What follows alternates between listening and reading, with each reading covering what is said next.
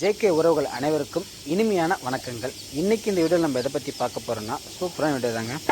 அது என்ன அப்படின்னா, கோழிகளுக்கு நம்ம கரையான் கொடுக்க போகிறோம். அந்த கரையான் கொடுத்தா என்னென்ன பலன் கிடைக்கும், அந்த கரையானை எப்படி உற்பத்தி பண்ணுறது, அதுக்கு எவ்வளோ நாள் ஆகும், எவ்வளவு எளிதாக எவ்வளவு வேகமாக பண்ணலாம், அந்த கரையானை உற்பத்தி பண்ணலான்றது தான் இந்த வீடியோ.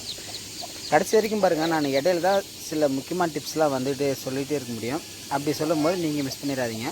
சரி, வாங்க வீடியோக்குள்ளே போகலாம். இன்றைக்கி பார்த்தீங்கன்னா நம்ம இந்த செட்டப்லாம் ஒரு பக்கம் இருந்தாலும் கரையான் பாருங்கள். இது என்னப்பா அது ஒரு மாதிரியாக இருக்குதா, ஏதோ முடியாக இருக்குதுன்னா, இதுதான் பனங்கொட்டை. நம்ம நொங்கு சாப்பிடும் பார்த்தீங்களா, அந்த நொங்கு பழமாக மாறும். அந்த பனம்பழத்தை எடுத்து இது கரையானில் உற்பத்தி பண்ணுறதுக்கு நிறையா வழி இருக்குது. நாங்கள் யூஸ் பண்ணுற வழி இந்த வழி. இது சூப்பரான வழி, ஃபாஸ்ட்டான வழி. எப்படின்னு கேட்டிங்கன்னா, 2 மணி நேரத்துலேயே கரையான் எப்படி உற்பத்தி ஆகும் அப்படின்ற மாதிரி தான், ஒரு மேஜிக் மாதிரி தான் இருக்கும். உண்மையிலே நீங்கள் ட்ரை பண்ணி பார்த்துட்டு கூட சொல்லுங்கள். இந்த பனம்பழத்தில் இருக்கிற இந்த இனிப்பு ப்ளஸ் இதில் என்னென்ன மிக்ஸ் ஆகுது, எதனால் இவ்வளோ உற்பத்தி சடனாக ஆகுதுன்றதெல்லாம் உண்மையிலே ஆராய்ச்சி பார்க்கறதுலாம் நம்ம முடியல. ஆனால் இதில் பண்ணணும் அப்படின்னா சீக்கிரமாக கரையான் உற்பத்தி ஆகிரும். அதுக்கு நம்ம என்ன பண்ணோம்னா, இந்த மாதிரி ஒரு 5-6 பனங்கொட்டை, ஒரு 10 பனங்கொட்டை எவ்வளோ இருந்தாலும் சரி எடுத்து போடுறோம். நார் மாதிரி கொஞ்சம் கொஞ்சமாக லைட்டாக பிச்சு போட்டு உள்ளே நம்ம வழக்கமாக நம்ம கரையான் உற்பத்திக்கு தேவையான சாணி லைட்டாக கரைச்சி ஊற்றுவோம். அப்படி இல்லைன்னா தவிடு, உம்மி, நம்ம மாட்டுக்கு போடும் போதெல்லாம் உம்மி, அந்த மாதிரி லைட்டாக கலந்து மிக்ஸ் பண்ணி போட்டு சும்மா லைட்டாக தண்ணி தெளிச்சுட்டா போதும். இது 2 மணி நேரத்துலேயே உண்மையிலேயே மேஜிக் மாதிரி தான் சொல்ல முடியும். நல்லா உற்பத்தி ஆயிடுவாங்க. என்ன ஒரு நாள் விட்டால் இன்னும் சூப்பராக பெருசாகிடுவாங்க. 2 மணி நேரம் 3 மணி நேரம் விட்டோம்னாவே நல்லா சின்னதாக அந்த இளங்குஞ்சுங்களுக்கு ஏற்ற மாதிரி சின்னதாக அந்த பேன் மாதிரி நல்லா உற்பத்தி ஆகுவாங்க. இளங்குஞ்சுங்களுக்கு இது ரொம்பவுமே போட்டு சாப்பிடுவாங்க. இதை பாருங்கள், நம்ம செட்டப்பு தான்.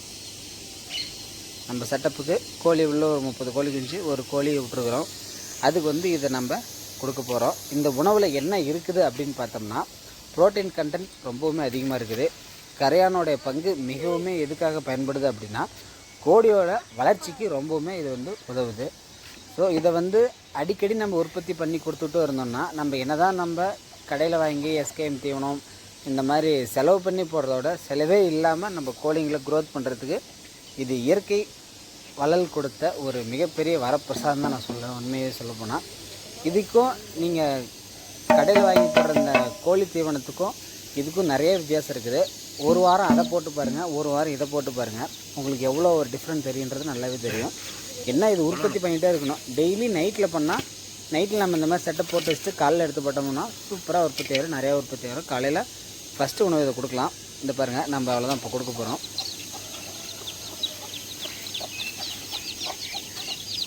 எல்லாம் என்னமோ கொட்டுறாங்க, பயந்துட்டு வரமாட்டேங்கிறாங்க. இப்போ பாருங்கள், கண்டுபிடிச்சிட்டாங்க. இதுக்கு மேலே பட்டாசு கிளப்பிடுவாங்க.